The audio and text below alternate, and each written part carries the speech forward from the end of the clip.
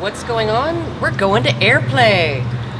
We're gonna see a whole bunch of really cool people like Milo Yiannopoulos and Alan Bakari and Christina Hoff Summers and a whole bunch of other really awesome people, and we're gonna go there, see if we can't hang out with them for a bit and watch the panel discussion and participate from the audience as much as we can. But that's what we're gonna do today, and then later tonight we're gonna all be hooking up with all of the pro Gamergate people at a GG in Miami gathering later tonight. I'm not sure where. I'm just gonna go where they tell me, and hopefully they'll tell me to go there and not to hell or someplace like that.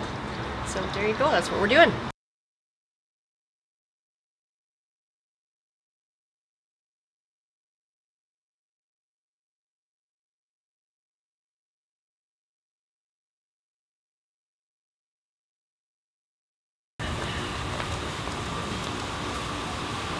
Airplay is really a series of 3 debates.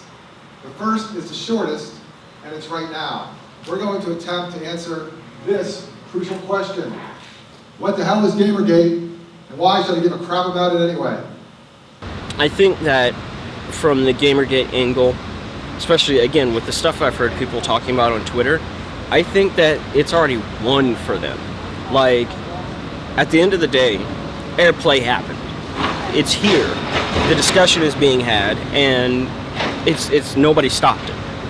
So that's good. That's a huge win. And then when you compared to where we were 6 months ago. Right, in comparison to 6 months ago. So we got that huge win there.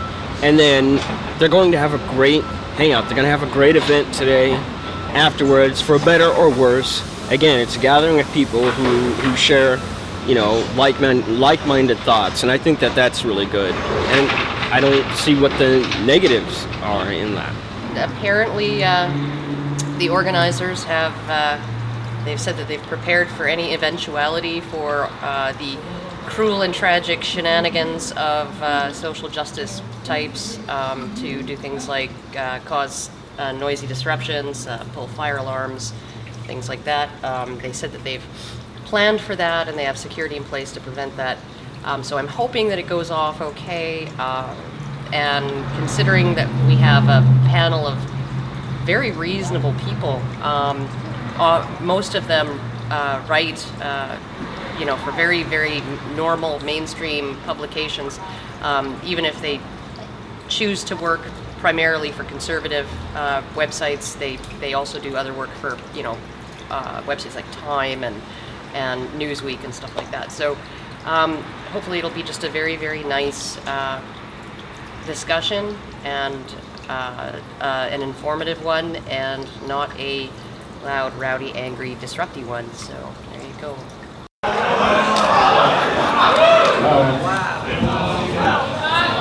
Splash Mountain, baby. I need everyone to go out the building when you go. We've been evacuated. Apparently a credible bomb threat was sent into the police department. This is of course the second bomb threat that's been sent in the last 6 months through an event I've been involved in, and probably more than the 10th, I guess, for any Gamergate event. It happens typically, I think, when events are going particularly well, when the opposition is getting upset that we might be dropping some home truths. Oh dear, we've had a bomb threat, and apparently it's not possible to have a civil discussion about Gamergate. And the opponents seem very determined to prevent that from happening. And I think if anyone would watch the session this morning and this afternoon, you'll see why. Because I think the myth about Gamergate can only be sustained if Gamergaters remain silent, are silenced. The thing about it is, the more this gets airplay, the more it gets talked about, the more people who don't know what Gamergate is will get to know what it is and what it isn't. And that's really why I wanted to be a part of it, let them know that this is about gaming and about ethics in gaming media, not about all this hate and all this nonsense most people who don't know about are trying to, you know, portray.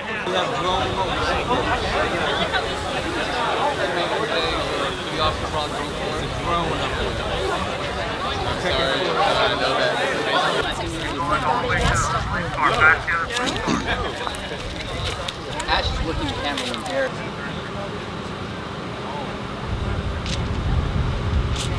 All right. I hate to be like that, but I kind of need vlog now. What station are you guys? Channel 6.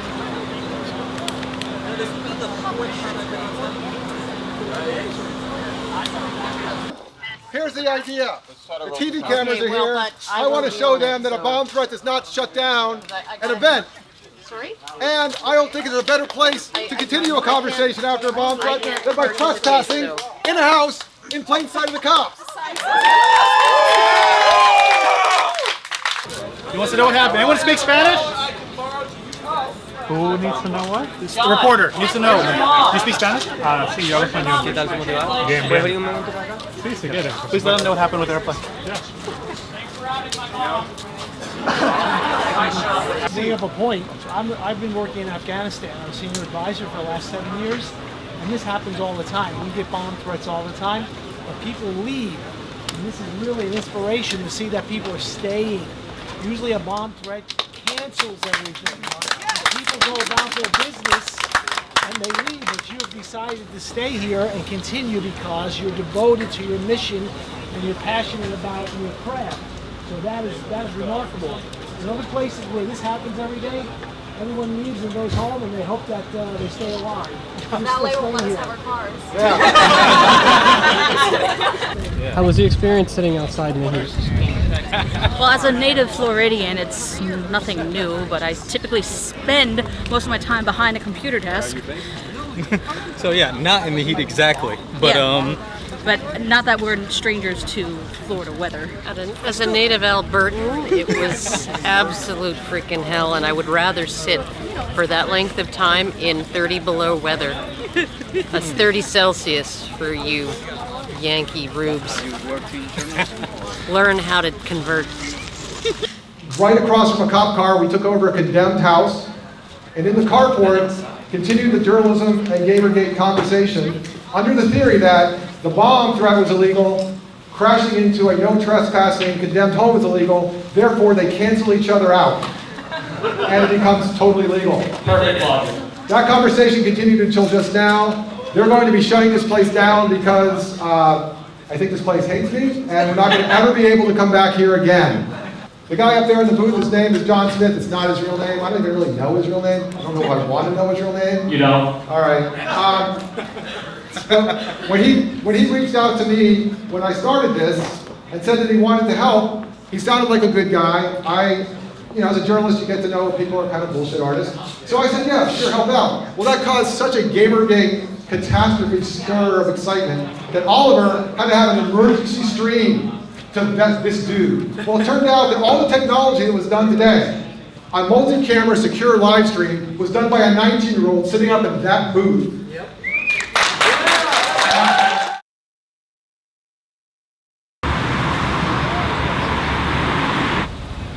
It's the banner from the Calgary Expo. Nice. Allison wants me to get people to sign it at this one. It'll be like the story of instead of like the traveling pants or anything like that, it'll be the story Traveling banner. traveling banner.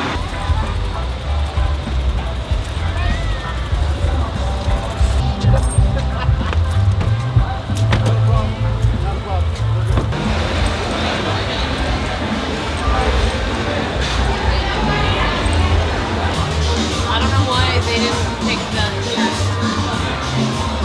I don't know why. I think they were trying to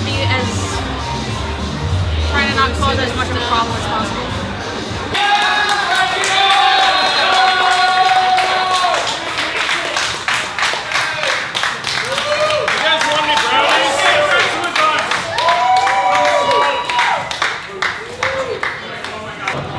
Right now, we're just finishing up. We're in the later hours of GG in Miami. Like, quite a few people have kind of filtered out for the day. You still got quite a few of the panelists still here. Obviously, quite a few drinks have been in, and people are getting a little loose, but they're still having a good time. I'm really glad the talk just happened because that was my number one goal, was making sure these people could get here, that they would be safe, that they would be able to talk about these issues, and that there would be some productive element to it. And that's what happened. I think things went incredibly well. I think the most important thing is that the conversation between Gamergate and the SPJ happened, and there was a meeting of minds and understanding of the ideas and the issues and everything that went down. And I think that the conversation is finally moving forward. You know, that bomb threat, I don't know why anyone would do that, especially after the things that happened with Gigi in Washington, or Gigi in DC, and you know, just how negative that was for the opposition. And then for it to happen here, again, in the middle of this, 2 journalists, now they're going to report on it, bare minimum, on their own behalf, you know? And I just don't think that was beneficial for them, and I don't know why it happened. Yeah, I mean, I'm sure more answers are going to come, but that's it. So from the very beginning, like the moment I called Koretsky, I had no idea what to expect. I thought maybe I was just going to pick the speakers, or I was going to, you know, maybe be there in person and have some small part in it. But then as I got farther into it, I got more involved, and I was speaking to more people, and I was starting to get on streams and doing interviews and talking with people, and I just kind of got swept up in it all, to the point where I was bringing my own personal computer to make sure all of it worked, and it was this crazy thing. So my favorite moment was probably my opening statement. Which I felt was both erudite and articulate, also really informative and entertaining. And I looked really good, and I was really honest. My least favorite moment was getting interrupted because I had like loads more to say. No, I mean, look, what I love about you guys is, you know, that your resilience and fortitude and thoroughness and determination to defend something that you love in the face of almost insurmountable, overwhelming odds.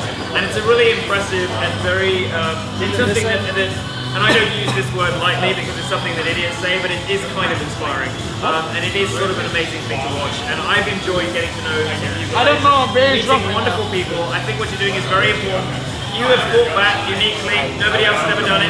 Nobody else has ever done what you're doing right now. It's very important. It's very culturally significant. What you do today, what you're doing here and doing now, is going to have enormous ramifications for people that you will never meet. That is really significant, and you should feel proud of yourselves. I'm going to start. My least favorite is the sun. You know, we had a lot of ground to cover today. I didn't think it would cover everything. But I think the least favorite part of it was being part of that panel, and I'm just going to say it. Watching my respected host not give the esteemed people the opportunity to articulate what exactly they wanted to say. That was my least favorite. My most favorite part of this weekend was the fact that it actually happened. The reason why I got involved in this and why I'm here is because this was an important topic, not just to me, but to a lot of people. To me, in the grand scope of things, I could fuck off and do theater, or I could do something else with my life, or I could just run away from this problem. And I'm gonna bring up like the Nazi argument or whatever. Like, I can't stand and let all of these people around me get toppled over until eventually I'm gonna be the one that they come for. So it was. Take it, Mark. It was. I just wanted the talk to happen. And the fact that it did, and that we're all so civil, we're here talking now, we're sharing our moments. That was the most awesome part of this weekend for me. The lowest point for me, and the saddest point for me, was that Koretsky himself couldn't be here. Yeah. So I would have loved to have bought the guy a drink. Like, for all the frustration, for all the disagreement I had with him, He's a I commend cool him. guy. He's going to get a lot could of have been hate here from and anti enjoyed and pro. Yeah. Koretsky, if you He's ever a watch cool this, cat. I salute you. He's You a are cool fantastic cat. I like man. Koretsky. I thank you from the bottom of my heart. As shrunken as I am, I thank you. I saw people, the journalists, the SPJ members, actually talking to you guys, the gamers, and you were able to actually have a dialogue with them and tell them what this was about. And I think that mixing was actually a really good thing to have happened. That probably wouldn't have happened otherwise. Least favourite moment, I think I'll echo John, organising this shit. I mean, organising a conference is a hassle in itself. Oh, yeah. Sorry, Alarm! Don't worry. Organising a Gamergate conference, holy shit, I will never do this again. And John deserves massive credit for making it all work. You can speak up your mind, somebody tells you here, maybe that's not the greatest idea, but you don't feel like intimidated just speaking up your mind. So, my favorite thing about this weekend was meeting everybody, meeting people from Twitter, meeting new people, and not finding out that I didn't disappoint people, because so many people didn't know who I was before this or how I was related to Gamergate, so not disappointing them, most of them, was, I think, was pretty good. The worst part was definitely being way too hot in the sun and watching, like, as seeing the difference in how the two panels were treated. Whereas the first panel was very respectful, and we were able to speak, and we weren't shushed or called sexist just because you were trying to get your point in, just because the other person happened to be a woman. I mean, like, I am, but that wasn't why.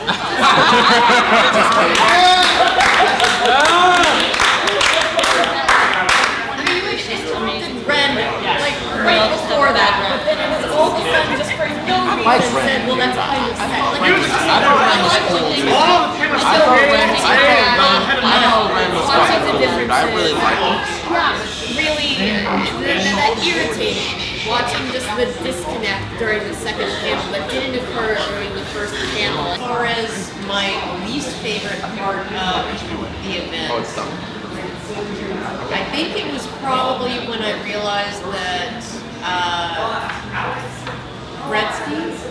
Koretsky was not going to allow any talk of the actual problem in the discussion. And the actual problem is to my mind, as somebody who looks at this in depth and has looked at this in depth for like 5 years now, the actual problem is how easy it is for the public to swallow a narrative that there's a woman over there being hurt. The high point, I must say, the bomb scare. And here's why. Partly because in junior high school and high school, there were maniacs that would make bomb scares before tests. And I was always secretly elated, like, oh, yes. And that emotion came to me. But it made me think that the other side, even though we don't know who did this and what provoked it, there's a huge investment in people like us not getting together and not having a voice. Yep. And I think the success of the Gamergate anti-gamer movement has been the silencing of gamers in the media and in every way, trying for things like this not to happen. Yet it happened. Beautiful session in the morning. I think Alan and I did a beautiful talk. We had Milo was fabulous. That is out there. He's always fabulous. Right? Kathy. So we got a lot said. And I think the media, a few people saw, they actually got to witness what is going on, who the bullies are, who is silencing whom. And finally, I want to say that I am proud of Michael Koretsky and the Society of Professional Journalists to have allowed this to happen. Yep. And I think they deserve a great round of